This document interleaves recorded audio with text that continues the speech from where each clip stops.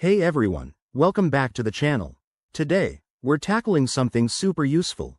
How to send USDT from your Leo wallet in 2025. If you're into crypto, you know USDT is a stablecoin that's pegged to the US dollar, making it perfect for quick, reliable transactions without the wild price swings of other cryptos. Leo Wallet, meanwhile, has evolved into one of the most user-friendly platforms out there, with enhanced security features for 2025 that make managing your digital assets a breeze. First things first, make sure you have the latest version of the Leo Wallet app installed on your device.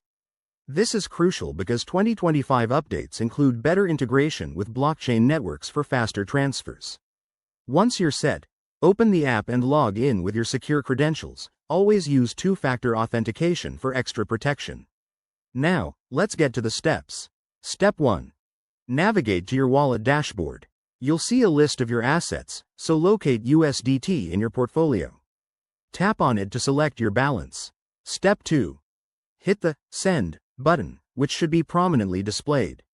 You'll be prompted to enter the recipient's wallet address. Double-check this to avoid any costly mistakes. In 2025, Leo Wallet has a new feature that scans for potential scams, so keep an eye out for that verification pop-up. Step 3. Input the amount of USDT you want to send. Remember, there might be network fees, so check the estimated total before proceeding. Step 4. Review all the details on the confirmation screen, including the recipient address and transaction fees. Once you're satisfied, tap Confirm to broadcast the transaction to the blockchain. And just like that, you're done. Your USDT should arrive in the recipient's wallet within minutes, depending on network congestion. A quick tip. Always keep an eye on your transaction history in the app to track the status. If you run into any issues, Leo Wallet's 2025 support chat is incredibly responsive.